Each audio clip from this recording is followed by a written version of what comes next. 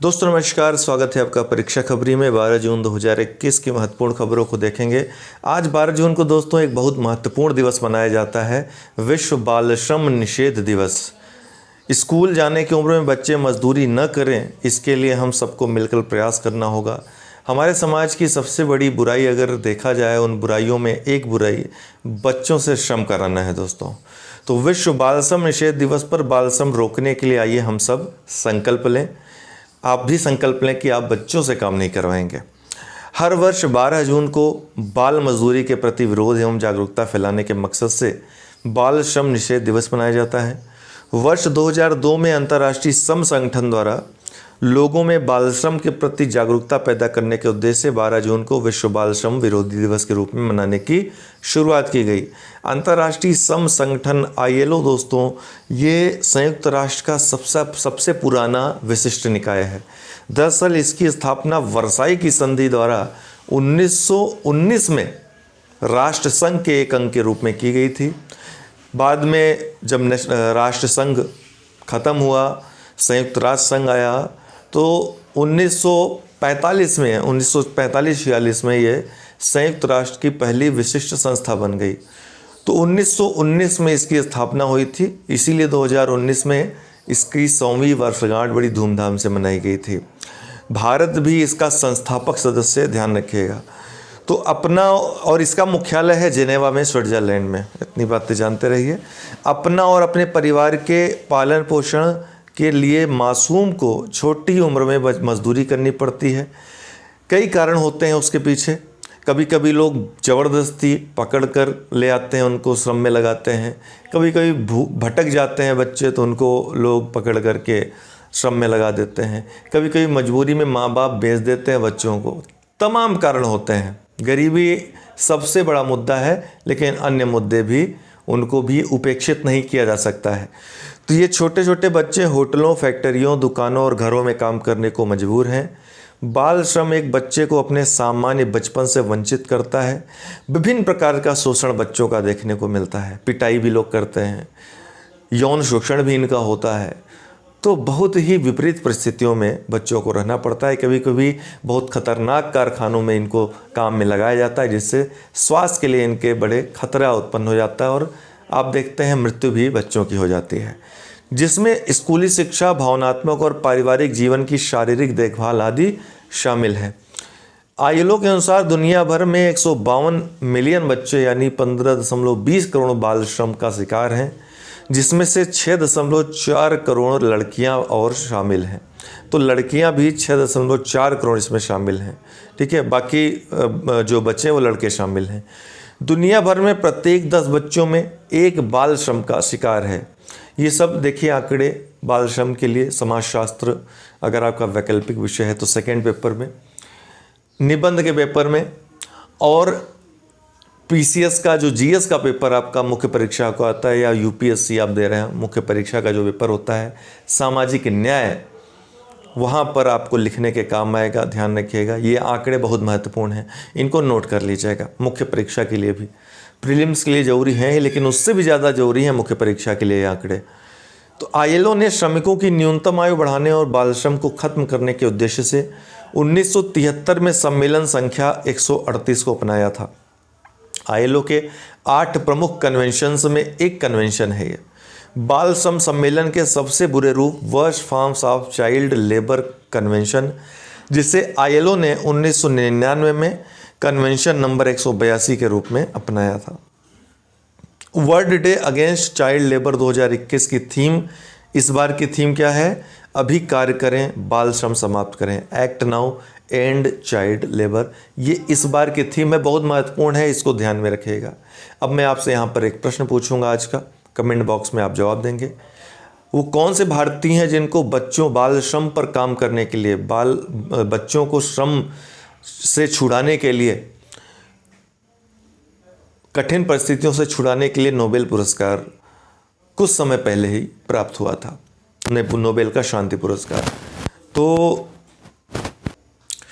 ये आप comment box में कमेंट करके बताएंगे कि शांति का नोबेल पुरस्कार किसको मिला था भारत में, और उनकी संस्था का क्या नाम है ये भी बताएंगे आप, ठीक है। उच्च शिक्षा पर अखिल भारतीय सर्वेक्षण 2019-20 ये जारी हुआ है, जिसको ऐशे भी कहते हैं। ऐशे 2019-20 रिपोर्ट बहुत महत्वपूर्ण है।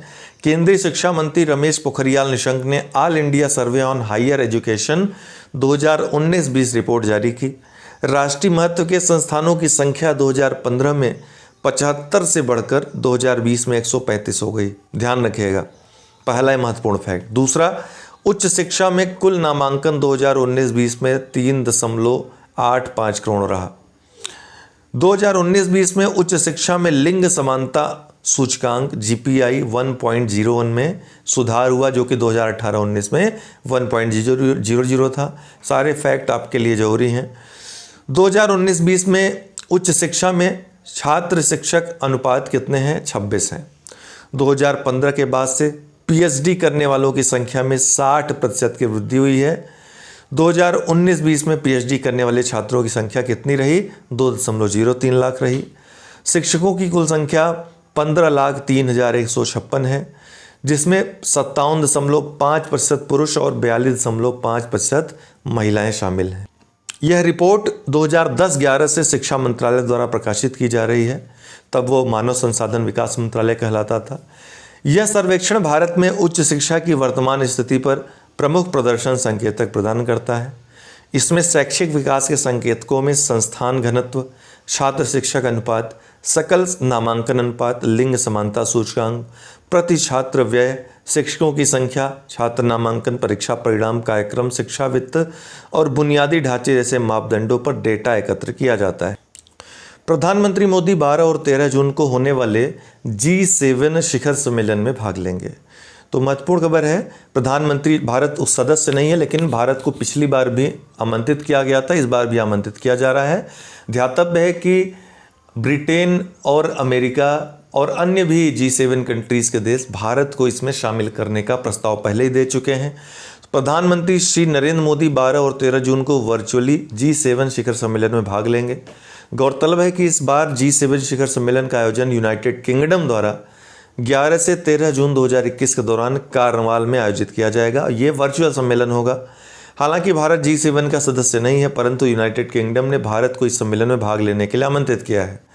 G7 शिखर सम्मेलन 2021 की बात करें तो इस समूह का विस्तार भविष्य में बहुत जल्द होने वाला है। G7 समूह में दुनिया भर से 10 लोकतांत्रिक देश इसमें शामिल होंगे। हालांकि अमेरिका ने 2021 के शिखर सम्मेलन को G7+4 के रूप में बुलाने का प्रस्ताव दिया था। 4 में कौन कौन शामिल था? इसमें शामिल था भारत, ऑस्ट्रेलिया, दक्षिण कोरिया और रसिया, लेकिन रूस ने मना कर दिया और ब्रिटेन भी नहीं चाहता था कि रूस इसमें शामिल हो।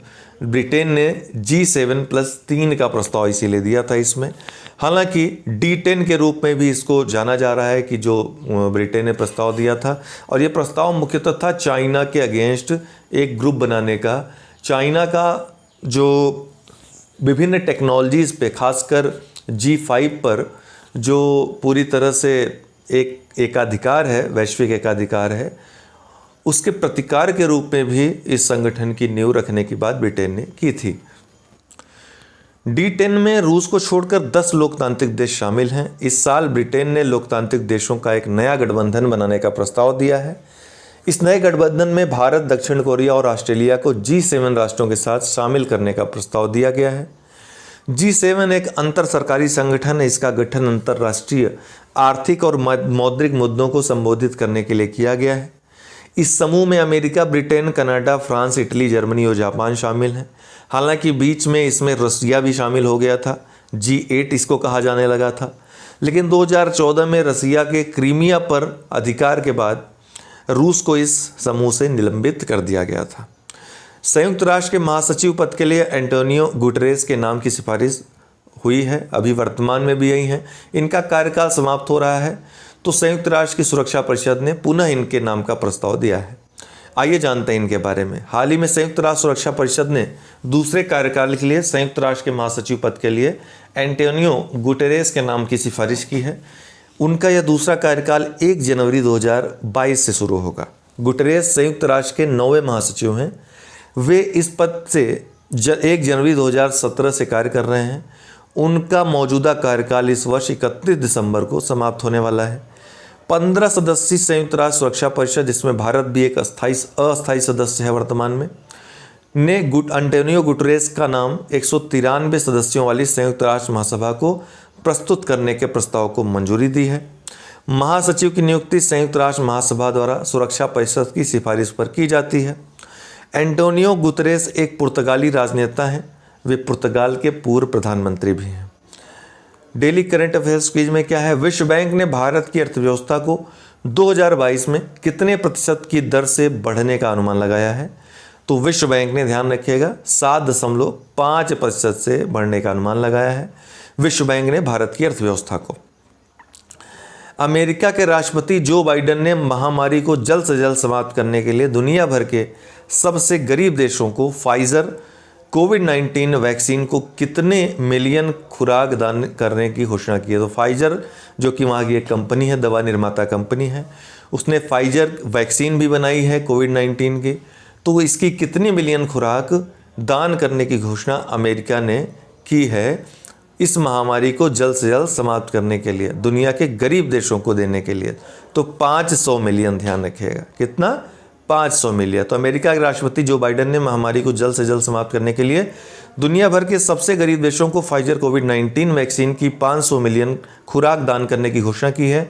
अमेरिका ने 2021 के अंत तक 200 मिलियन खुराक और 2022 की पहली छमाही में 300 मिलियन खुराक वितरित करने का लक्ष्य रखा है। अमेरिका ने वैश्विक कोवैक्स गठबंधन के तहत 92 निम्न आय वाले देशों और अफ्रीकी संघ को वितरित करने के लिए 500 मिलियन फाइजर खुराक खरीदने और दान करने की प्रतिबद्धता जाहिर की है। हाल ही में किस देश ने विदेशी प्रतिबंधों के खिलाफ एक नया कानून पारित किया है? चाइना ने पारित किया है, हालांकि ये इतना महत्वपूर्ण नहीं है। किस अंतर्राष्ट्रीय एजेंसी ने वर्ष 2030 तक एड्स को समाप्त करने के लिए एक राजनीतिक घोषणा को अपनाया है? बहुत महत्वपूर्ण है, संयुक्त राष्ट्र महासभा ने। तो संयुक्त राष्ट्र की महासभा ने वर्ष 2030 तक दुनिया से एड्स को समाप्त करने के लिए एक तत्काल कार्रवाई का आह्वान किया है। इस संबंध में एक अनुमोदन पारित किया था और इसमें एड्स की वर्तमान स्थिति का उल्लेख किया गया है। इस घोषणा को 165 मतों के साथ अपनाया गया है। थैंक्स फॉर वॉचिंग, बहुत बहुत धन्यवाद दोस्तों।